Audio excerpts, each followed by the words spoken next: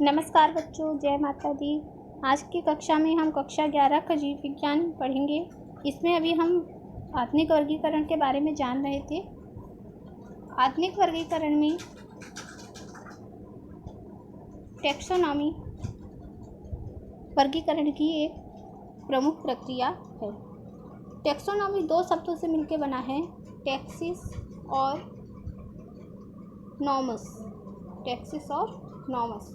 Taxis का अर्थ होता है, दो शब्दों से मिलकर बना है हमारा टैक्सिस, और दूसरा शब्द है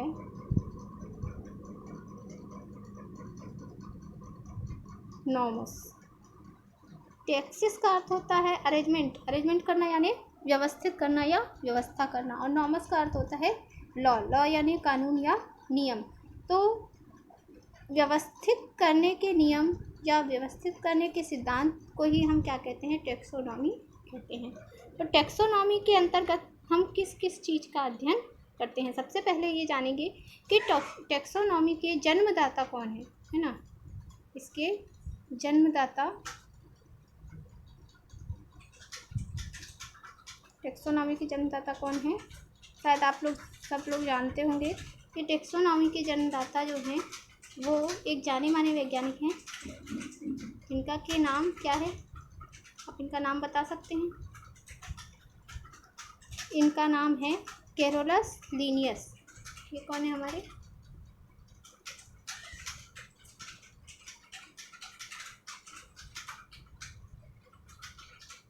कैरोलस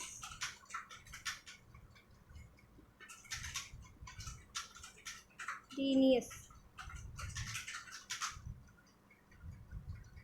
कैरोलस लिनियस को टैक्सोनॉमी, फादर ऑफ टैक्सोनॉमी कहा जाता है। इसके अतिरिक्त सर्वप्रथम टैक्सोनॉमी शब्द का प्रयोग करने वाले व्यक्ति है ना, कैरोलस लिनियस ने क्या किया है, टैक्सोनॉमी शब्द का सर्वप्रथम प्रयोग किया है। और मतलब टैक्सोनॉमी के क्या है, जन्मदाता है। और टैक्सोनॉमी शब्द का सर्वप्रथम प्रयोग करने वाले व्यक्ति कौन है, तो वो हैं हमारे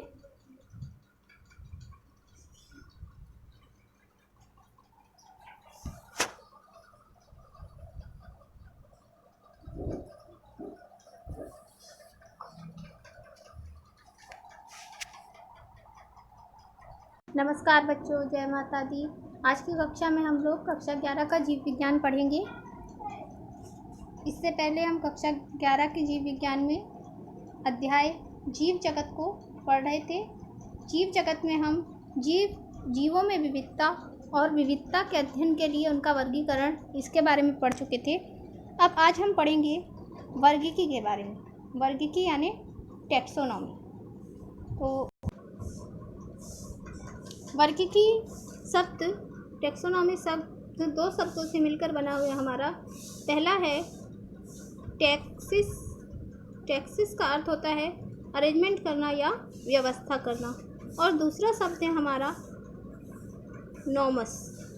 नॉमस का अर्थ होता है लॉ या सिद्धांत। तो टैक्सोनॉमी का अर्थ निकलता है कि व्यवस्थित करने के सिद्धांत या व्यवस्थित करने के नियम।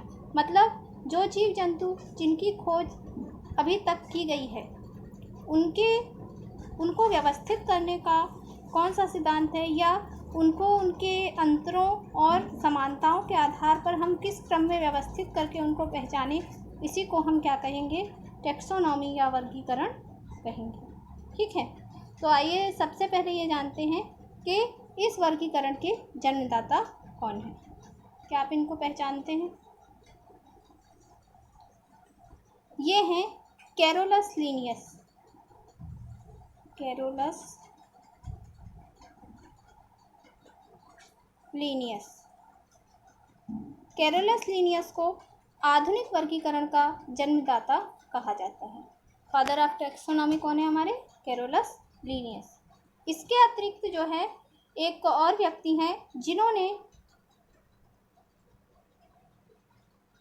ये देखिए, एक और व्यक्ति हैं जिन्होंने वर्गीकरण शब्द का सबसे पहले प्रयोग किया है। इनका नाम कोई बता सकते हैं क्या? अगर किसी को इनका नाम पता है तो वो कमेंट्स बॉक्स में लिख के बताएंगे। चलिए मैं बता देती हूँ आपको। इनका नाम है डी कैंडोले, डी कैंडोले, जिन्होंने सर्वप्रथम वर्गीकरण शब्द का प्रयोग किया था। तो वर्गीकरण के जन्मदाता कौन थे हमारे? Carolus Linnaeus. और वर्गीकरण शब्द का सर्वप्रथम प्रयोग करने वाले कौन है हमारे? डी कैंडोले।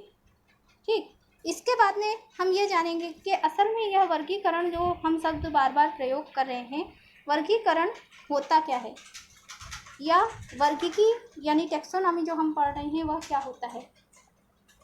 वर्गीकी जैविक विज्ञान की कौन से विज्ञान की शाखा है? या जीव विज्ञान की। वर्गीकी जीव विज्ञान की वह शाखा है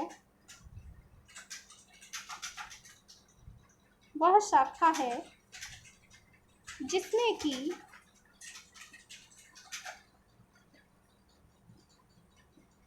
जीव विज्ञान की वह शाखा है जिसमें कि जीवों और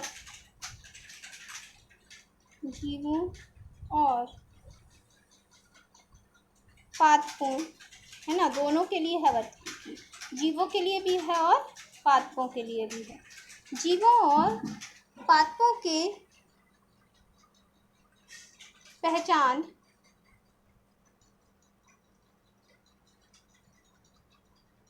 नामकरण और वर्गीकरण को किया जाता है। मतलब वर्गीकरण को किया जाता है। तो ये हमारी वर्गीकी परिभाषा हो गई कि वर्गीकी जीव विज्ञान की वह शाखा है जिसमें जीवों, पेड़ पौधों की पहचान की जाती है, फिर उनका नामकरण किया जाता है और फिर उनका वर्गीकरण किया जाता है। चलिए इसमें आगे देखते हैं। तो अभी हमने जो पढ़ा उसके आधार पर हम देखते हैं कि वर्गीकरण के मुख्य रूप से कितने घटक होते हैं? 3 घटक होते हैं। सबसे पहला क्या होता है? पहचान करना। जैसे कोई भी जीव आप खोजते हैं तो उसकी पहचान करेंगे और उसमें समानताएं और असमानताएं देखेंगे कि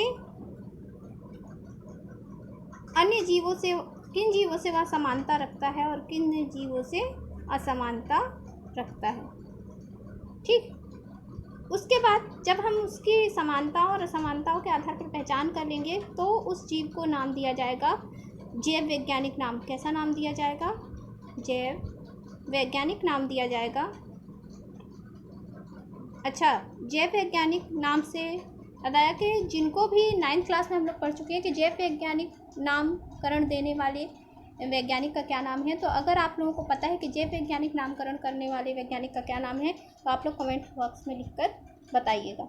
जैव वैज्ञानिक नामकरण का फ़ायदा ये होता है कि पूरे विश्व में उस जीव को एक ही नाम से जाना जाता है। जैसे कि आलू को अलग अलग क्षेत्रों में हम लोग अलग अलग नाम से जानते हैं। हिंदी में उसे आलू बोलते हैं, अंग्रेजी में पोटैटो बोलते हैं, मराठी में उसे बटाटा बोलते हैं। लेकिन अगर कोई हिंदी भाषी आलू की नई स्पीसीज़ की खोज करता है तो वह दूसरी भाषा वाले व्यक्ति को कैसे समझाएगा? तो उसको समझाने के लिए उसको क्या करना पड़ेगा? किसी ऐसे नाम की आवश्यकता महसूस की वैज्ञानिकों ने कि सारे विश्व में उस आलू को एक ही नाम से जाना जाए। तो इस नाम को क्या कहते हैं? जैव वैज्ञानिक नाम कहते हैं। अगर आपको पता है, अगर आपको 9th क्लास का कोर्स याद है और इस वैज्ञानिक का नाम याद है जिन्होंने जैव वैज्ञानिक नामकरण को खोज किया है, तो आप लोग कमेंट्स बॉक्स में लिख के बताइएगा। ठीक है, उसके बाद जैव वैज्ञानिक नामकरण करने के बाद में उस पादप या जीव जंतु की हम क्या करेंगे? वर्गीकरण करते हैं। वर्गीकरण करने के लिए वर्गीकरण के विभिन्न पदानुक्रम होते हैं जिनके आधार पे जो है वर्गीकरण बांटा जाता है। तो चलिए इसके आगे हम पढ़ेंगे वर्गीकरण का पदानुक्रम। तो वर्गीकरण के तीसरे स्टेप के लिए हम वर्गीकरण के पदानुक्रम में हायरार्की ऑफ टेक्सोनॉमी के लिए कुछ बिंदु बनाकर रखते हैं जिसमें जीव के अलग अलग समानताओं, असमानताओं और लक्षणों के आधार पर, यहाँ जीव के क्या देखते हैं? लक्षणों को देखते हैं और उन लक्षणों के आधार पर इन विभिन्न वर्गों में इसको बांटा जाता है, इन विभिन्न स्टेपों में। सबसे पहला स्टेप है जगत या किंगडम। एक जगत बहुत सारे संघों में बटा होता है, एक संघ बहुत सारे वर्गों में बटा होता है, एक वर्ग बहुत सारे गण बहुत सारे कुलों, कुल बहुत सारे वंशों में, और वंश बहुत सारी जातियों में बटा होता है। तो आज के वीडियो में बस इतना ही।